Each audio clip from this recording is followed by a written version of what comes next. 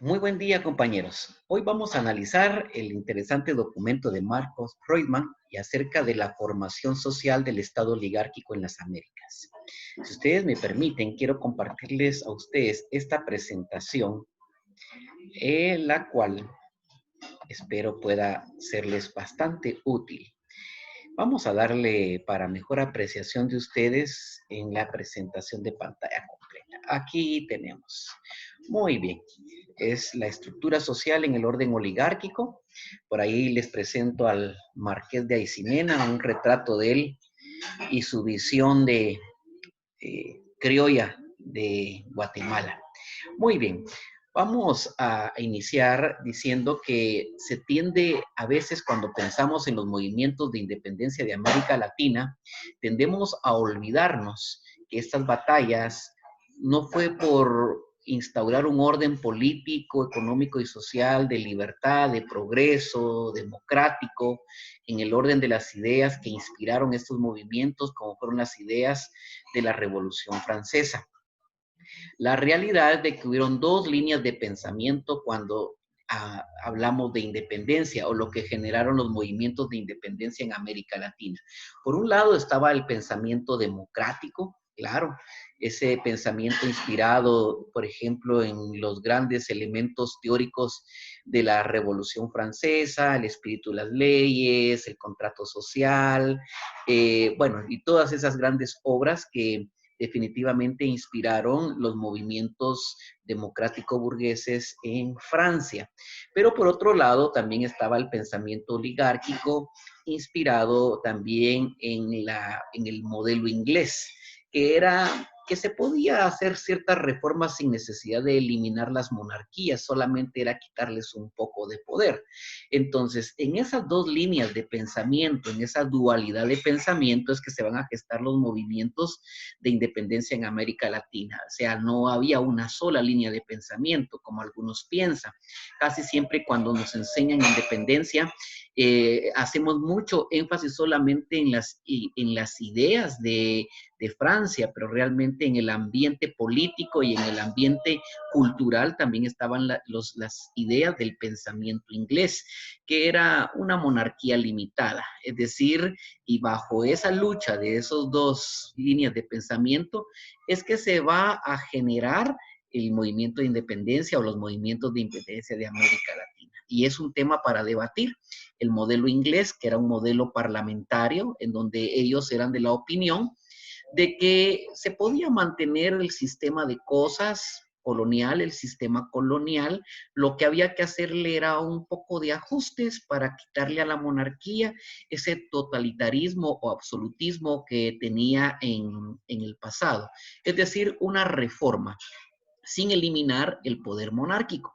Y el modelo liberal francés, que definitivamente era en contra de todo absolutismo y todo poder monárquico, era ponente de la cuestión republicana, inspirado filosóficamente en todas las ideas de Rousseau, de Montesquieu y de todos estos pensadores franceses que inspiraron los movimientos de independencia en América Latina.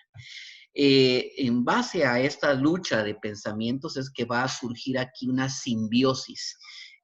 Curioso, ¿verdad? Es decir, se va a dar una fusión de ambos pensamientos, una mezcla, y en esa mezcla va a surgir en América Latina un poder que le vamos a llamar el poder oligárquico.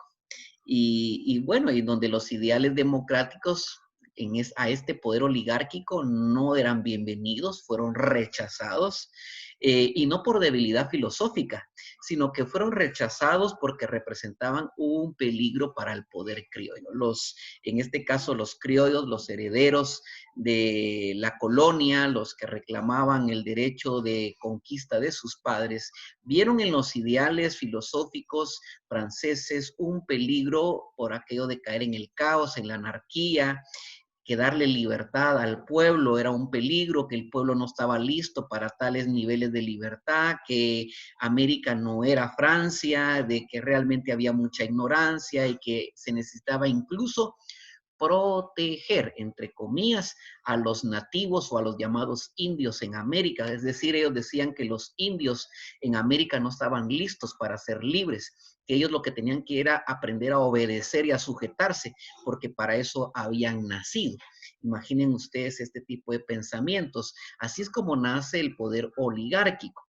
Este se va consolidando en un proyecto bastante conservador en los primeros 30 o 40 años de las independencias en América Latina, a partir más o menos de 1810, pasadito ahí hasta 1850, se va consolidando un proyecto conservador de esta oligarquía criolla, que fueron los que tomaron las riendas del proyecto emancipador en una visión que era totalmente excluyente, represiva y totalitaria.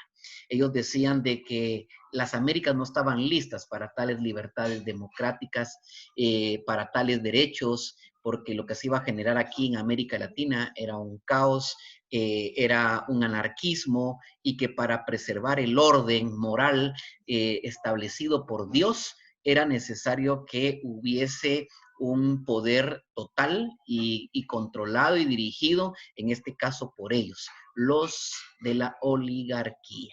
Muy bien, Marcos Reutemann nos esboza muy interesante tesis, porque casi siempre nosotros ignoramos esa parte del surgimiento de la oligarquía. Hablamos de la oligarquía, pero a veces desconocemos el origen de su pensamiento, de su filosofía, y y de dónde tomaron inspiración para establecer ese modelo oligárquico en las Américas. Muy interesante, ¿verdad? Hablamos a veces indistintamente de la oligarquía, la sabemos identificar, pero sus bases filosóficas a veces no dominamos este conocimiento. Así es de que vamos a hablar un poquito acerca de si en las Américas hubo realmente en los movimientos de independencia una revolución burguesa o una reforma oligárquica. Esa es la gran pregunta que tenemos que hacer. Siempre nos presentan los movimientos de independencia como un triunfo de la razón, un triunfo de la libertad, un triunfo del progreso, nos presentan un nuevo orden, nos hablan de una libertad, pero es un idealismo lo que se nos presenta con el tema de las independencias en América Latina. Y entonces hay que hacernos esta pregunta. ¿Hubo revolución burguesa o fue simplemente una reforma oligárquica, dichos movimientos de independencia? Se nos ha dicho que prácticamente fueron una revolución burguesa, pero hoy tenemos que cuestionar, tenemos que preguntarnos, ¿en realidad se puede probar, evidenciar, teorizar de que hubo una revolución burguesa, o lo que hubo es un degradado reformismo oligárquico en América?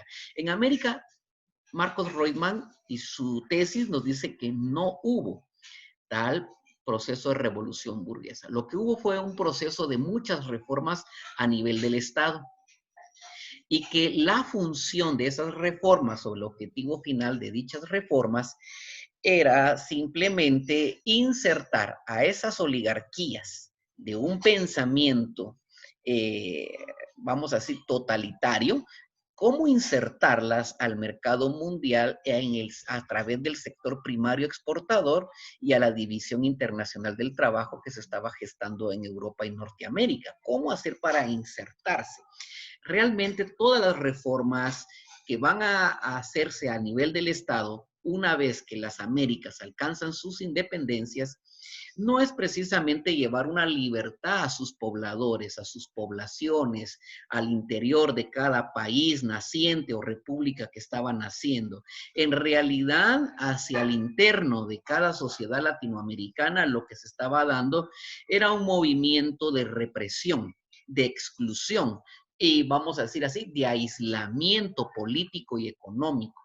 En todo caso, si hubieron reformas a nivel del Estado, no fue en función de las clases populares, campesinas, obreras, etcétera, sino que fue a favor de cómo insertar la economía oligarca a un mercado internacional y a un naciente capitalismo, pero sin transformar de fondo las estructuras sociales internas. Es decir, dicho reformismo es un reformismo no de adentro hacia afuera, ¿verdad? Sino es simplemente un reformismo hacia afuera en los elementos externos, pero nunca atendiendo los requerimientos internos de las sociedades latinoamericanas que estaban alcanzando en ese momento su independencia.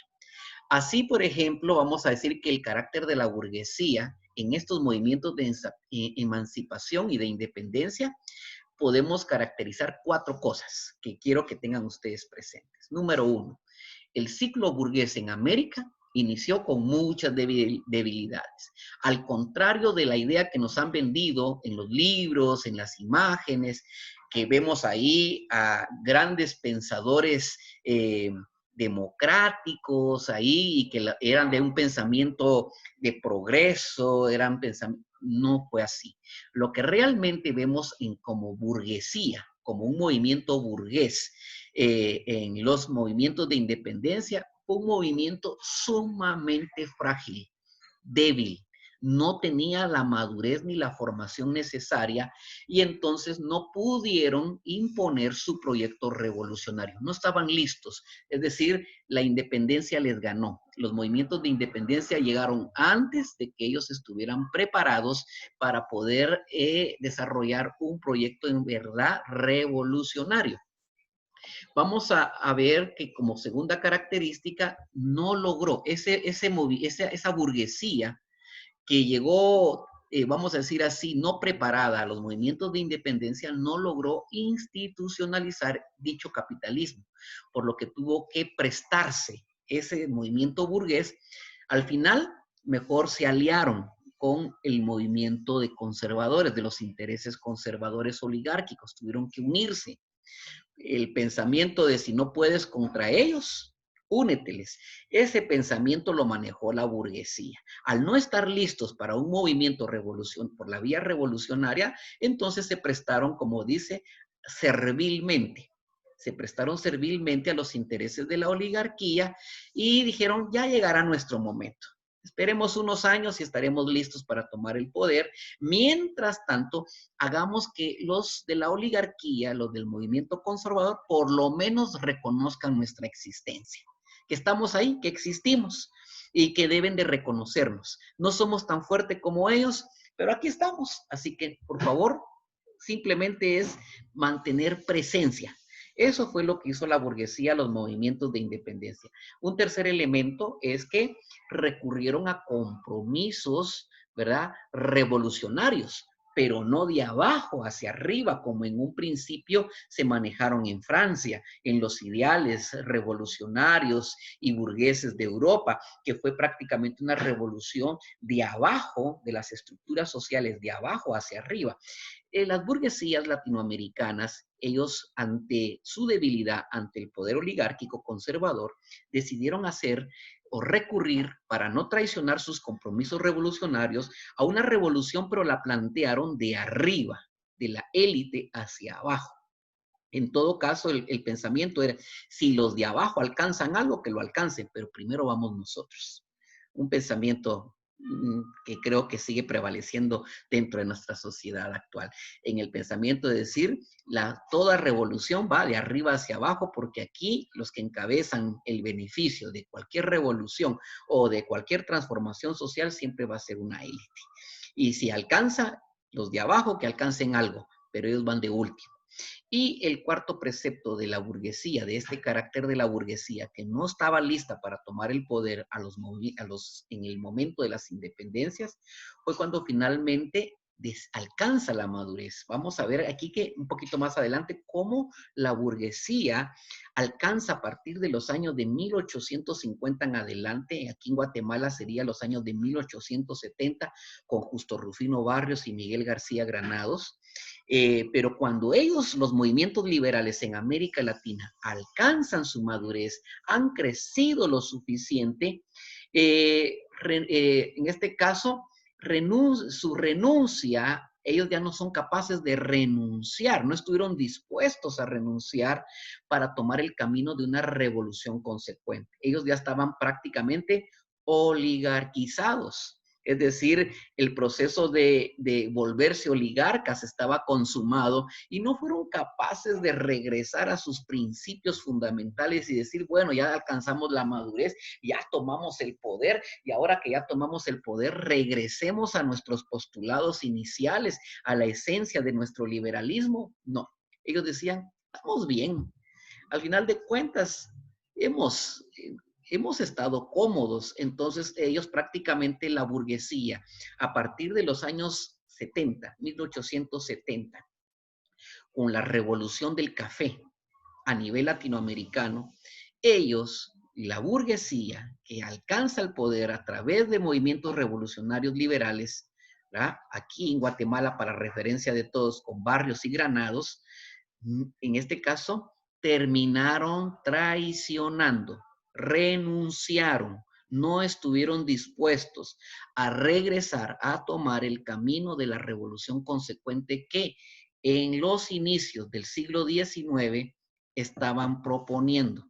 Es decir, 50 años de permanecer plegados servilmente a los intereses de la oligarquía prácticamente les robó la esencia de lo que era su liberalismo actual. Muy bien, para casi ir terminando, vamos a decir que ese poder oligárquico, tanto conservador y después liberal, porque vamos a decir que vamos, con esto lo que estamos diciendo, o lo que Marcos Reutemann nos plantea, es de que prácticamente no hubo diferencia entre conservadores y liberales. Al final terminaron todos siendo la misma cosa. Vamos a decir que los vamos a medir con la misma vara y los vamos a meter en el mismo costal. Y en ese caso, tanto la oligarquía, sea conservadora o liberal, esa oligarquía desarrolló un carácter moralista. ¿A qué me refiero con un carácter moralista? Que en ese carácter moralista, la oligarquía, no importando si liberales o conservadores, porque eso es indistinto, ellos presentan una ley que dice que solo ellos son moralmente buenos, que los indios por naturaleza son malos. ¿Por qué? Porque son un montón de perezosos y son un montón de inmorales que les gusta el vicio, les gusta la borrachera y que ellos no pueden tener, no están listos moralmente, no son moralmente buenos para darles la libertad. Que darles libertad a personas que moralmente son malas es crear un caos en la sociedad.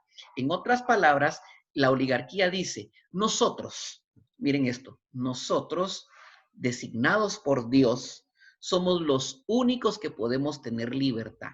Los indios tienen que aprender a obedecer y a respetar, ¿verdad? Lo que por voluntad divina nosotros podemos decidir lo que es bueno y lo que es malo. ¿Qué les parece?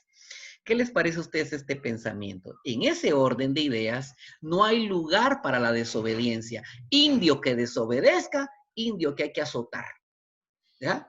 Hay que castigarlo, porque no hay lugar para la anarquía. Es más, los indios necesitan un papá, pero realmente lo que ellos así decían es que son como hijos, no saben lo que hacen, son, ¿verdad? Y yo diría eso, el famoso paternalismo de la oligarquía, que lejos de ser un papá fueron un padrastro, ¿verdad? O sea, que en algún momento era de encarcelarlos, de azotarlos, de darles muerte, incluso si era necesario, de perseguirlos, porque eran moralmente malos, moralmente buenos solo la oligarquía que estaba en el poder. Por eso es que Dios los designó para ser los gobernantes de las Américas.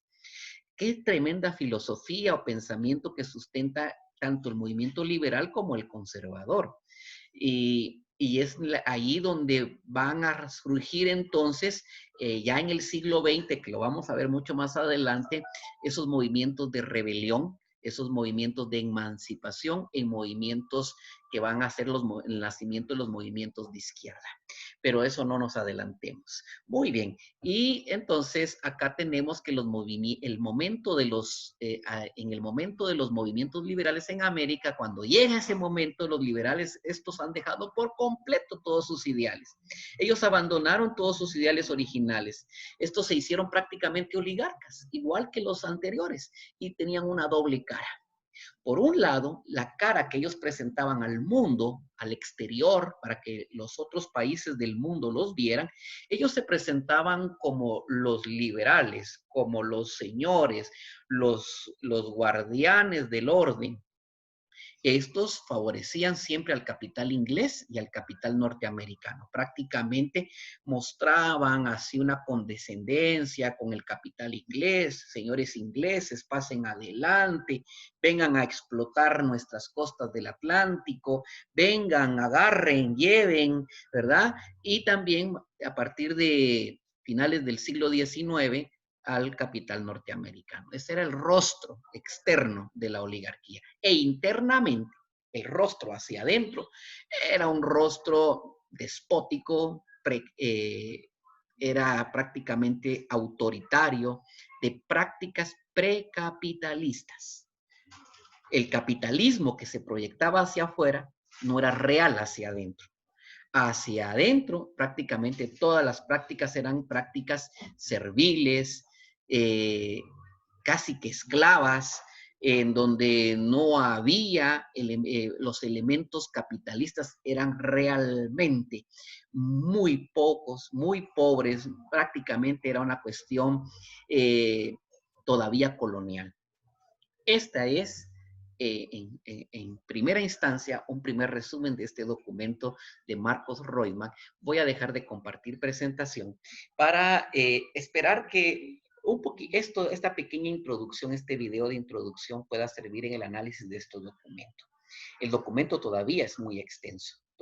Yo prácticamente solamente estoy haciendo una introducción.